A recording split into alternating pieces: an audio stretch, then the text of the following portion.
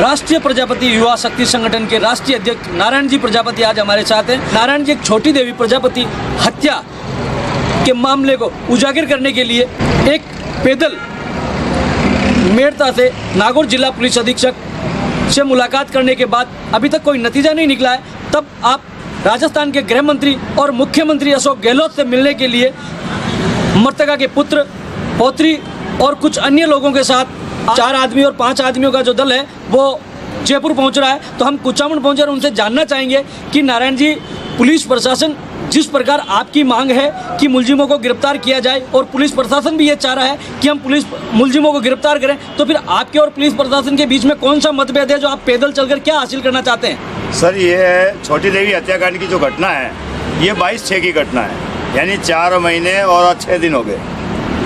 और विडम्बना ये है कि जब हम लोग लाश को लेकर के जब ये घटना हुई थी तब मैं खुद बैठा था वहाँ पर।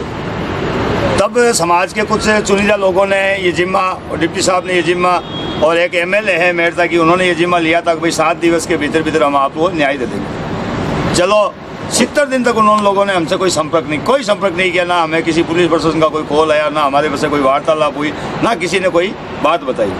इसके दरमियान हम लोगों ने वहाँ एक मीटिंग की। उस मीटिंग का उद्देश्य यही था कि हम लोग SDM को ज्ञापन दे करके मेड़ता कार्यालय के बाहर धरना देंगे जी। लेकिन पुलिस प्रशासन का उस वक्त ऐसा रवैया था जैसे हम लोग आतंकवादी हो। हमने कई मर्डर कर दिए हो, हजारों की तादाद में वहाँ पुलिस को इकट्ठा करना, हमारी गाड़ियों को उठाना, हमारे जो मीटिंग के बाद जो मंदिर है, जो सार्वजनिक जगह हैं, जो हमारे देवी देवताओं के लिए पूजी जाती है, हम लोग अक्सर वहाँ दर्शन करने जाते हैं, उसके बाद बड़ी गाड़ियों को उठा करके ट्रैक्टरों में डालना, फिर शाम को 3:30 बजे बिना चालान काटे, बिना गाड़ी को सीज करे छोड़ देना, ये क्या था? मेरा ये कहना था, ये घटना होने से पहले उनके बीच में, पुलिस के और आपके बीच में किसी प्रकार की कोई वार्ता हुई थी या इसको लेकर क्या स्थिति? उस समय कोरोना काल चला था और कोरोना काल में हर प्रशासनिक अधिकारी अपने आप में व्यस्त था और हर इतना लोगों में भय था, और शायद आपको पता कुछ आपके समाज के लोग भी पॉजिटिव आ गए, और उसको लेकर भी एक प्रशासन के अंदर अपने आप में 15 से 20 दिन तक कम से कम अपनी सेफ्टी के लिए और सुरक्षा के लिए वो कम से कम एक जगह और अपनी कोरोना काल को लेकर वो एक मतलब गायब से मान लिए जाएं, या अपनी सुरक्षा को लेकर वो 14 दिन के लिए कोविड हो गए, तो आप उसको लेकर आप क्या कहेंगे? सर, मेरा तो इतना ही कहना है। वैसे मैं तो संविधान को पूरा मानता हूँ, कोरोना काल के नियम भी अपनाता हूँ, सारी चीज़ें हम लोग करते हैं, सबके पास सैनिटाइज, सबका मुंह पे मास्क, सबके बीच में 2 गज की नहीं 3 गज की दूरी रखता हूँ। लेकिन मैं आज की बात बता रहा हूँ, बिहार में चुनाव हो रहे हैं, BJP की सरकार है, कांग्रेस भी वहाँ पर है, बसपा भी है, सपा भी है, अन्य भी पार्टियाँ, JDU है, सबकी भीड़ में हजारों की संख्या में और बिना मास्क के लोग घूम रहे हैं। लेकिन फिर भी मैं उन पर नहीं जाता, क्योंकि नेताओं को सब छूट दी जाती है, आम आदमी को किसी भी प्रकार की छूट नहीं मिलती। हमने किसी भी छूट का कोई फायदा नहीं उठाया। वहाँ कोरोना काल के सारे नियम अपनाए। मेरे पास एक फुटेज पड़ी है मेरी, हर आदमी के मुंह पे मास्क था, हर आदमी के पास सैनिटाइज था, यहाँ तक के पुलिस वालों को भी सैनिटाइजर हम लोग दे रहे थे। और आज भी मेरे टेम्पो में 500 सैनिटाइज और मास्क अलग से रखे हुए। अगर मेरा कोई कार्यकर्ता रास्ते में मिलता है उसके मुंह पर अगर मास्क नहीं होता तो मैं उसे देता हूँ।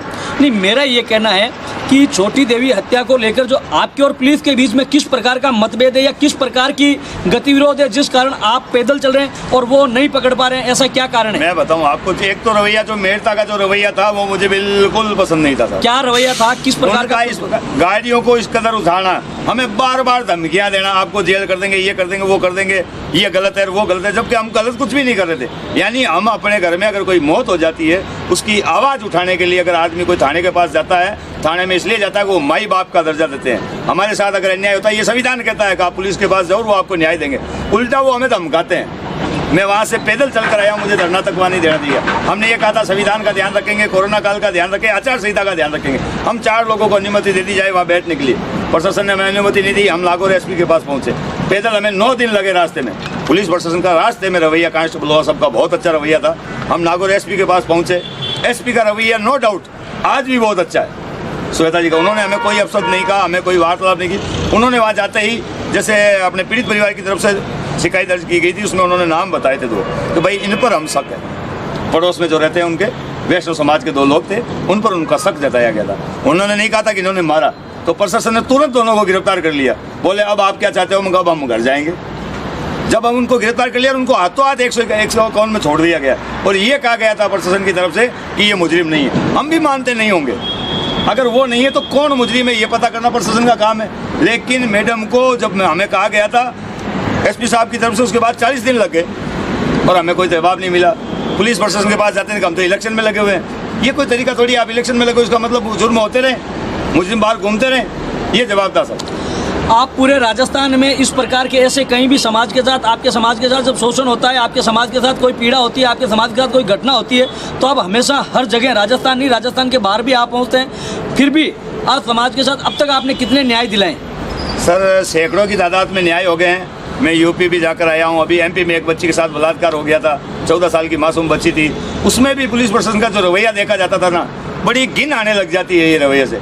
मैं तो स्पष्ट कहना चाहता हूँ कांग्रेस और बीजेपी दोनों सरकारों से, जब भी आपका शासन हो, जब भी आप मजबूती से अगर मान लो मुख्यमंत्री बन रहे हो, एक रवैया चेंज करो, पुलिस प्रशासन का रवैया ये चेंज करो कि आम आदमी का भरोसा प्रशासन पे इतना हो जितना माँ बाप पर हो।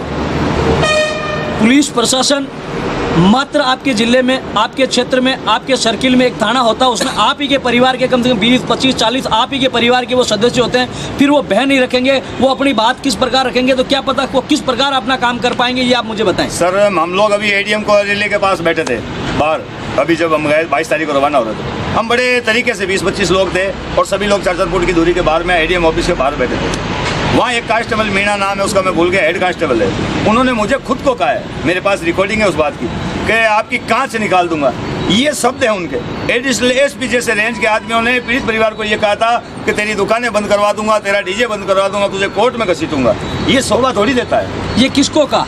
ये पीड़ित परिवार को उन्होंने कहा, वो कांच निकालने की बात मुझे कही हेड कांस्टेबल, मेरे पास उसकी रिकॉर्डिंग है। क्या आपने उच्च अधिकारियों की इस बात को सामने रखा? उच्च अधिकारियों ने उस पर क्या कार्रवाई हुई? सर मैंने एडीएम साहब के सामने ये बात रख दी, डीएम साहब के सामने ये बात रख दी, एसपी साहब के सामने ये बात रख दी, सबके सामने ये बात, उन्होंने कहा था कार्रवाई करेंगे, लेकिन आज तक उस पर कोई कार्रवाई नहीं हुई। तो ये आपका कहने का मतलब है कि ये पुलिस प्रशासन जो है सिर्फ दिखावा करता है, और इस प्रकार की जो शब्दों का उपयोग करने वालों में जो प्रशासनिक जो बड़े अधिकारी हैं और ऐसे छोटे, जिन्होंने जो छोटे शब्दों का उपयोग किया, ओछे शब्दों का उपयोग किया, उसके ऊपर किसी प्रकार की कोई कार्रवाई नहीं हुई? भविष्य में भी नहीं होगी, क्योंकि बड़ा अधिकारी बड़ी शालीनता से बोलता है, जितना छोटा अधिकारी है उतनी गाली गलौज देता है, और इतनी गंदी गाली गलौज देता है कि आप सुन तक नहीं सकते। तो अब आप कुचामन पहुंचे, आपको करीबन आज कितने दिन हो गए?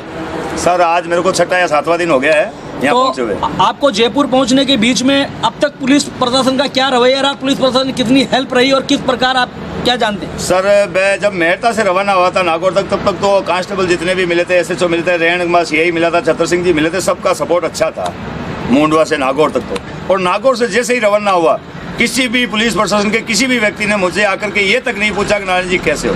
हाँ, नागौर एसपी कार्यालय से मेरे पास जरूर कॉल आते हैं, लेकिन रास्ते में किसी भी थानेदार ने या किसी भी एसएचओ ने मुझे पानी तक नहीं पिलाया, ना ही मेरी सूझबूझ ली है। आज मेरे पैरों में छाले पड़े हुए हैं, अभी डॉक्टरों से पट्टी बंधवाई है, लेकिन किसी से भी कुछ नहीं पूछा, ना ही मेरे पास आकर के ये भी नहीं कहा कि नारायण जी आप रुक जाओ या और कुछ कर लो। तो आप जब जयपुर जाकर मुख्यमंत्री से क्या कहेंगे और आपकी क्या मांग होगी?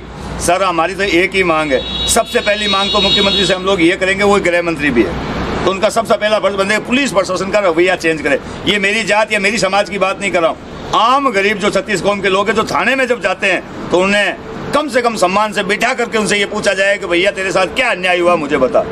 हमारे साथ वो शुल्क होता है जैसे एक दोषियों के साथ शुल्क होता है। सबसे बड़ी बात तो सबसे पहली तो मैं यही रखूंगा कि मेरे साथ ये घटना घट चुकी है, इस पीड़ित परिवार को जगह जगह पुलिस प्रशासन से प्रताड़ित होना पड़ा है। और हमारी दूसरी मांग है, मुजरिमों को पकड़ो, गिरफ्तार करो, छानबीन करो, बस।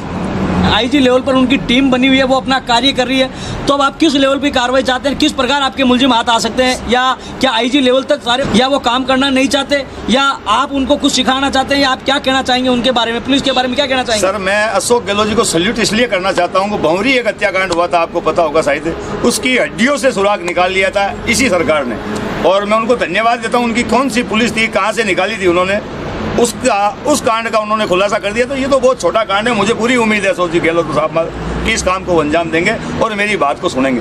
अगर फिर भी नहीं सुनते हैं तो एक ऐसा नया प्रदर्शन होगा कि आप कल्पना भी नहीं कर सकोगे बात। तो अब क्या भंवरी देवी की जिन लोगों ने जांच की है, उन्हीं अधिकारियों को आपके यहाँ लगाकर इसकी जांच करवाई जाए? बिल्कुल करेंगे, वो तो गहलोत जी करेंगे, उनके ध्यान में होगा कौन अधिकारी थे, हम तो जानते भी नहीं उनको। आप थे नारायण जी प्रजापति, और आपका ये कहना है कि एक जोधपुर जिले में एक भंवरी देवी हत्याकांड हुआ था और उसको उनकी हड्डियों से पकड़कर मुलजिमों को गिरफ्तार कर लिया गया।